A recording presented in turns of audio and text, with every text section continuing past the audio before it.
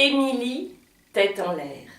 Tout le monde l'appelait comme ça, parce qu'Émilie, tête en l'air, papa, pensait toujours à autre chose.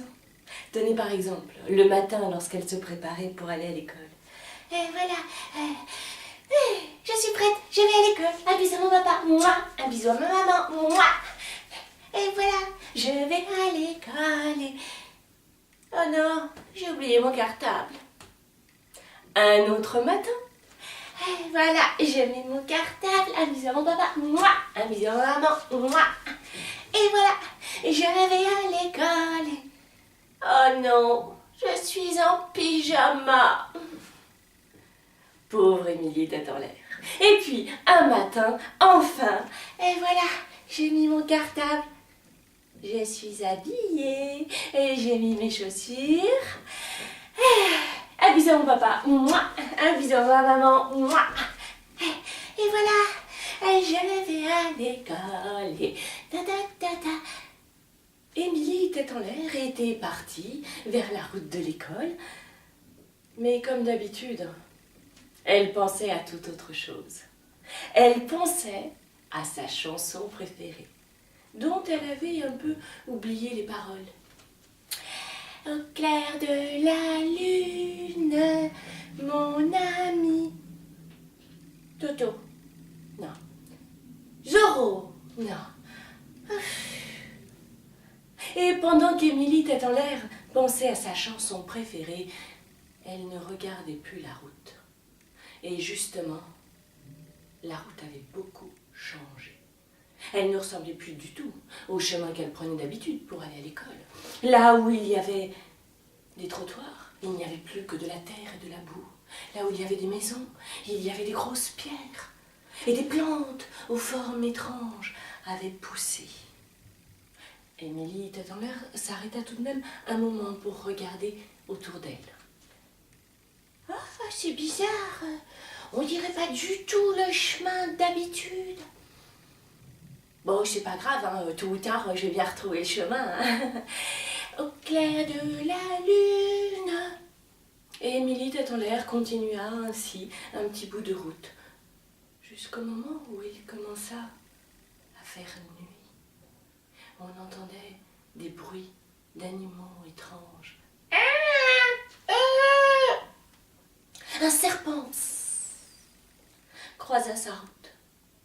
Et là, Émilie, tête en l'air, s'arrêta d'un coup net. Ah non, là c'est trop bizarre. En plus, il fait nuit. Je sais pas du tout où je suis. On dirait que je suis dans une espèce de forêt. Qu'est-ce que je vais faire? Où je vais dormir?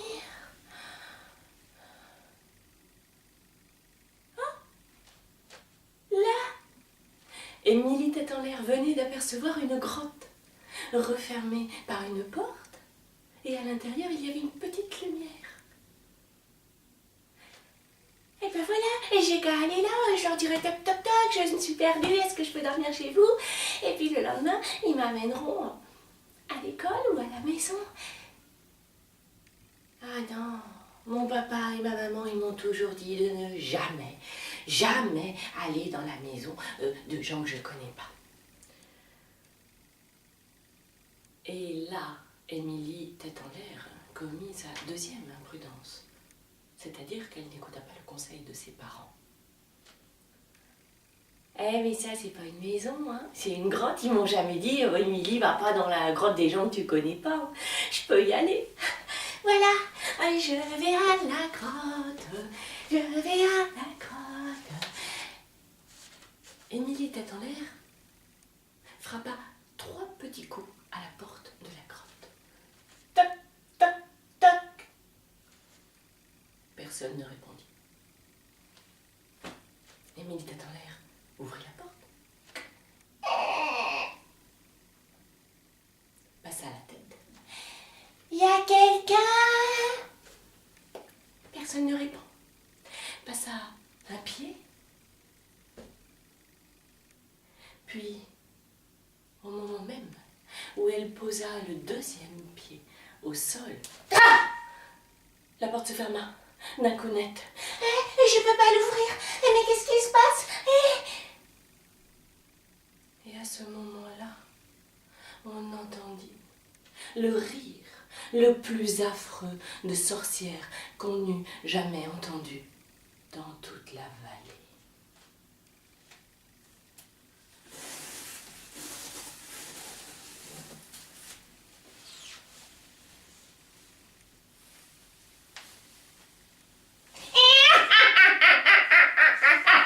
Émilie, tête en l'air.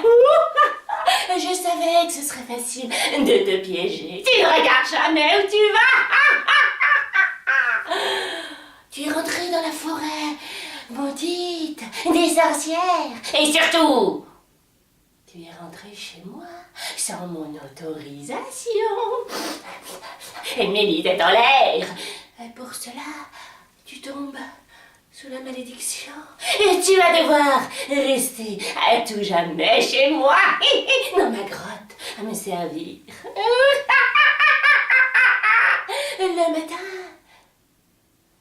tu me prépareras mon petit déjeuner. Je veux des tartines de fourmis avec du jus de yeux de crapaud. Ensuite, tu nettoieras la grotte. Tu enlèveras les toiles d'araignée, tu nettoieras les murs, puis tu remettras les toiles d'araignée. Le soir, avant de dormir, tu me liras une histoire de mon livre à histoire. Et attention, Émilie, tête en l'air. Interdiction totale de toucher à mon grimoire. Sinon, gare à toi. La sorcière avait tellement peur qu'on lui vole son grimoire qu'elle ne s'en séparait jamais. Même la nuit, elle dormait la tête dessus et ne fermait qu'un œil, car avec l'autre œil, elle surveillait qu'on ne le lui vole pas. Pauvre Émilie tête en l'air. Tous les matins, elle enlevait les toiles d'araignée, lavait les murs, remettait les toiles d'araignée, apportait le petit déjeuner à la sorcière. Ah, c'est pas bon, Burke. Et le soir, elle lui lisait une histoire de son livre à histoire. Il était une fois un grand chêne qui protégeait tout le village et blablabla et blablabla. Pauvre Émilie, tête en l'air. Puis un jour, Émilie décida que ça ne pouvait plus durer. J'en ai assez de servir cette sorcière. Je suis sûre qu'il doit y avoir une solution, quelque chose. Oh, je sais. Je vais lui voler son grimoire. Eh oui, seulement comment faire, vu que la sorcière ne s'en séparait jamais. Et vous, vous avez une idée? Qu'auriez-vous fait à la place d'Émilie tête en l'air? Eh bien, voici ce que décida Émilie tête en l'air. Ah, je sais, le soir, quand elle me dira « Émilie tête en l'air, lis-moi une histoire de mon livre à histoire », je lui raconterai une autre histoire. Une histoire que me racontait mon papa et ma maman quand j'étais petite. Ah, ça endort tout le monde d'un coup net et très profondément. Et quand elle dormira, je lui arracherai son livre. Le soir venu, Émilie tête en l'air prit le livre à histoire et lui raconta l'histoire qui fait dormir. Il était une fois un oreiller très doux, un oreiller si confortable qu'on ne pouvait pas s'empêcher de fermer les yeux. Les paupières devenaient lourdes, très lourdes, de plus en plus Je ne vais pas vous raconter l'histoire ici, sinon vous allez tous vous endormir profondément.